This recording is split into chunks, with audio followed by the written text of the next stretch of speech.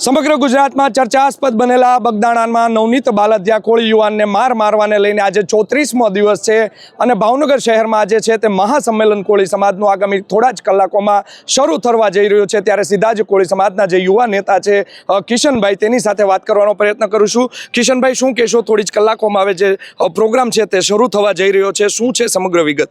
જે ચોક્કસપણે જે બગદાણાની ઘટના છે, નવનીતભાઈ બાલદિયાના કેસમાં નવનીતભાઈની ઉપસ્થિતિમાં જ આજે ન્યાય સભાનું આયોજન કરવામાં આવ્યું હતું। ક્યાંક ને ક્યાંક જે પોલીસ દ્વારા ભાગ ભજવવામાં આવ્યો હતો તેમાં જે પીઆઈ ડાંગરે જે ભાગ ભજવ્યો હતો તેની વિરુદ્ધ કાર્યવાહી કરવામાં આવે। સાથે સાથે આ વિધાનસભાના ધારાસભ્ય છે તેને આમાં ક્યાંક ને ક્યાંક ભાગ ભજવ્યો હતો, તેની પોલીસમાં બહુ મોટી વગ હોય અને તે માયાભાઈના સારો એવો મિત્ર હોય, જેના કારણે તેને બહુ સારો એવો રસ લીધો હતો, જેથી કરી અમારો કોળી સમાજ આજે એની વિરુદ્ધ હુંકાર કરશે અને આવનારા દિવસોમાં કોળી સમાજની તાકાત દેખાડશે અને અમારું આજનું શક્તિ પ્રદર્શન છે। કિશનભાઈ, સમગ્ર ગુજરાતમાંથી લોકો ઉમટી પડે તેવી પણ વાત છે, કેટલા લોકો આ સભામાં આવી શકે છે અને ખાસ મુદ્દો શું રહેશે ન્યાય સભાનો આજે? જે ચોક્કસપણે આજે ન્યાય સભાનો મુદ્દો છે, જે હવે અમારા યુવાનોની ટીમ જે નવનીતભાઈના ન્યાય માટે સતત લડતી હતું તેમનું સન્માન કરવાના છે। જે રાજકીય આગેવાનો ગાંધીનગર ખાતે મુખ્યમંત્રીની રજૂઆત કરવા ગયા હતા તેઓ જો હાજર રહે તો તેમને પણ અમે સન્માનિત કરવાના છીએ। સાથે સાથે અમારો મેઇન મુદ્દો એ છે કે પીઆઈ ડાંગરને સસ્પેન્ડ કરવામાં આવે અને સાથે સાથે આમાં જે કંઈ પણ એસઆઈટીની તપાસમાં ખુલ્લે આવે, મોટા નેતાની તપાસ કરવામાં આવે અને તેની વિરુદ્ધ કાર્યવાહી કરવામાં આવે। કિશનભાઈ, મોટા નેતાઓ કોળી સમાજના કોણ ઉપસ્થિત રહી શકે છે તેવું આપને લાગે છે? જે અમારું જાહેર આમંત્રણ છે, સોશિયલ મીડિયાના માધ્યમથી અમે તમામને વોટ્સઅપ મેસેજ થકી આમંત્રણ કર્યા છે। જે કોઈ પણ નેતા હાજર રહે તે અમારા શિરોમાન્ય છે અને તે અમારા પક્ષના વડીલ હોય કે સમાજના વડીલ હોય, અમારી માટે તેમનો આદેશ અમારા શિરોમાન્ય હોય। પોલીસ અધિકારીઓ સામે પણ પગલાં ભરવા માટે આ ન્યાય સભાનું આયોજન થયું છે તેવી પણ વાત છે। નવનીત બાલદિયા આવવાના છે કે કેમ? જે ચોક્કસપણે નવનીતભાઈ ઉપસ્થિત રહેવાના છે અને નવનીતભાઈની અધ્યક્ષતામાં આ સભા થવાની છે। ખાસ કરીને તમે શું કહેવા માંગશો, કેટલા લોકો કોળી સમાજના લોકો આજે ઉમટી પડે તેવી શક્યતા લાગે છે આપને? જે આ ભાવનગર, ખાસ કરીને તો ભાવનગર શહેરની ન્યાય સભા હતી, જેથી કરી ભાવનગર શહેરનો કોળી સમાજ તો આવવાનો જ છે, પરંતુ સાથે સાથે ક્યાંક ને ક્યાંક સમાજની લાગણી હોય એટલે સમગ્ર ગુજરાતમાંથી કોળી સમાજના યુવાનો અને વડીલો આજે ઉપસ્થિત રહે તેવી સંપૂર્ણ સંભાવના છે। ચોક્કસ આંકડો કહી ન શકાય, પરંતુ ચોક્કસપણે આ મેદાન છે તે ભરાઈ જશે। કિશનભાઈ, કેબિનેટ મંત્રી છે, રાજ્ય સરકારના પ્રવક્તા છે જીતુ વાઘાણી, તેનો આ મત વિસ્તાર છે, પશ્ચિમનો મત સભાનો વિસ્તાર છે, અહીંયા સભા યોજવાનું આયોજન કર્યું, કેટલું રાજકીય પ્રેશર પણ આવ્યું હશે તમને? જે ચોક્કસપણે ખૂબ જ પ્રેશર આવ્યું હતું।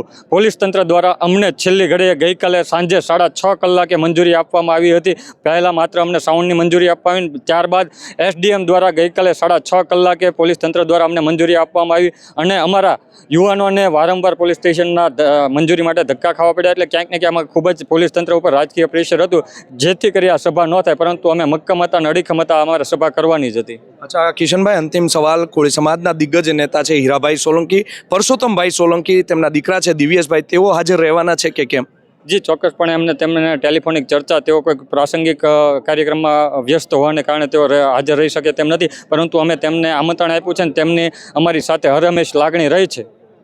તો આપે સાંભળ્યા હતા કોળી સમાજના જે દિગ્ગજ નેતા છે કિશનભાઈ મેર, સાથે જ તેમની સાથે જેઓ કાર્યકરો છે તેઓ સમગ્ર લોકો છે તે અહીં આવી પહોંચ્યા છે। મારી પાછળ તમે સીધા દ્રશ્યો જોઈ રહ્યા છો, ભાવનગર પશ્ચિમ વિધાનસભાનો જે આ વિસ્તાર છે ત્યાં સમગ્ર કાર્યક્રમ છે તે આ યોજાવા જઈ રહ્યો છે। થોડી જ કલાકોમાં આ કાર્યક્રમ છે તે શરૂ થઈ શકે છે। તમે જે બોર્ડ જોઈ રહ્યા છો, સમસ્ત કોળી ઠાકોર સમાજ દ્વારા આયોજિત ન્યાય સભા તેવું આજે લખવામાં આવ્યું છે, સાથે જ લખવામાં આવ્યું છે સમાજનો નહીં તે કોઈનો નહીં, તેવા આહવાન સાથે આજે સભા છે તે યોજાવા જઈ રહી છે।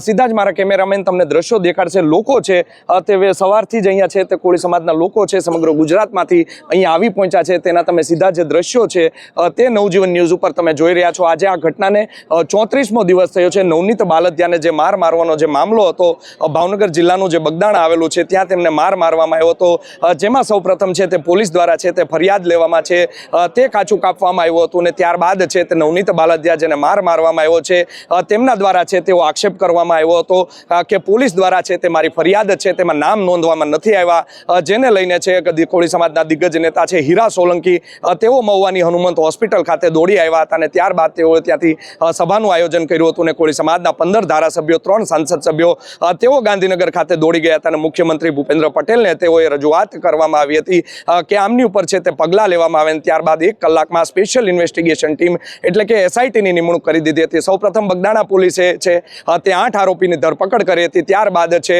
તે એસઆઈટીની નિમણૂક થઈ હતી અને એસઆઈટી દ્વારા વધુ 6 આરોપીને પકડવામાં આવ્યા હતા. તેમાં જયરાજ આહિર જે છે તેની વિરુદ્ધ પણ ગુનો છે તે દાખલ કરવામાં આવ્યો હતો અને તેની પણ આ કેસમાં ધરપકડ કરવામાં આવી હતી. સતત એસઆઈટી છે તે એક પછી એક છે તે પગલાં લઈ રહી છે અને આ કેસમાં જે લોકો સંડોવાયેલા છે તેની ધરપકડ છે તે કરવામાં આવી રહી છે. પરંતુ કોઈને કોઈ રીતે આ વિસ્તારના જે ધારાસભ્ય છે, કેબિનેટ મંત્રી છે, રાજ્ય સરકારના પ્રવક્તા છે જીતુ વાઘાણી, તેઓ કોઈને કોઈ રીતે છે તે માયા આહિરના જે દીકરા છે જયરાજ આહિર તેમને બચાવતા હોય તેવું કોળી સમાજના જે લોકો છે, જે નેતાઓ છે તેઓને લાગી રહ્યું છે. માટે આ પ્રથમ સભા છે આજે 34મા દિવસે ભાવનગર શહેરના જે કુંભારવાડા વિસ્તાર આવેલો છે ત્યાં તેનું આયોજન કરવામાં આવ્યું છે અને હજારોની સંખ્યામાં છે તે લોકો અહીંયા ઉમટી પડે તેવું પણ લાગી રહ્યું છે. સમગ્ર ગુજરાતમાંથી કોળી સમાજના જે લોકો છે તેઓ સ્વયંભૂ અહીંયા દોડી આવ્યા છે. સાથે જે પોલીસ દ્વારા પણ પૂરતો પોલીસ બંદોબસ્ત છે તે ગોઠવી દેવામાં આવ્યો છે, જેને લઈને ઘટનામાં છે તે કોઈ અનિચ્છનીય બનાવ ન બને તેનું પણ પૂરતું તકેદારીનું ધ્યાન રાખવામાં આવ્યું છે.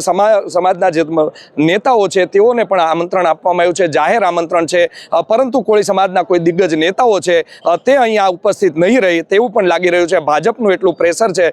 સાથે જ જે આ વિસ્તારમાં જ્યાં સભાનું આયોજન થયું છે તે જીતુ વાઘાણી મત વિસ્તારના ધારાસભ્ય છે. જો વાત કરવામાં આવે તો 2.5 લાખ મતદાન આ વિસ્તારનું છે, જેમાં 90,000 મતદાન છે તે કોળી સમાજનું છે. જેને લઈને વાત કરવામાં આવે તો ભાજપ હોય કે ભાવનગરના જે ધારાસભ્ય હોય જીતુ વાઘાણી, તેઓના ટેન્શનમાં પણ વધારો થયો છે. આગામી 2027માં જ્યારે ચૂંટણી આવી રહી છે ત્યારે જો કોળી સમાજ તેનાથી નારાજ થાય તો જીતુ વાઘાણીને 2027ની ચૂંટણી જીતવું તે કહી શકાય કે અશક્ય છે. જેને લઈને પણ અનેક સવાલો છે તે ઊભા થયા છે અને અનેક પ્રેશર ટેકનિક પણ કરવામાં આવી છે કે આ સંમેલન ન થઈ શકે. પરંતુ કોળી સમાજ છે તે મજબૂત હતો અને તેઓ દ્વારા છે તે હવે સંમેલનનું આયોજન છે તે થોડા જ કલાકોમાં શરૂ થવા જઈ રહ્યું છે. નવનીત બાલદિયા છે જેને મારવામાં આવ્યો હતો તેઓ પણ આ સભામાં ઉપસ્થિત રહેવાના છે અને સાથે જ નવનીત બાલદિયાએ જણાવ્યું છે કે મારી જેવા 10 લોકો છે તેઓ પણ આ સભામાં આવવાના છે કે જેઓ જયરાજ આહિરનો છે તે મારનો ભોગ બન્યા હોય, કોઈને કોઈ રીતે તેને હેરાન કરવામાં આવ્યા હોય. જોવું રહ્યો આગામી સમયમાં કોળી સમાજ છે તે હવે ભાવનગરમાં પશ્ચિમ વિધાનસભામાંથી શું હુંકાર ભરે છે, કેટલું આની અસર છે તે આગામી 2027ની ચૂંટણીમાં રહે છે કે પછી ઘીના ઠામમાં ઘી પડે છે તે તો હવે આવનારો સમય જ કહેશે. યશપાલસિંહ ચૌહાણ, નવજીવન ન્યૂઝ, ભાવનગર.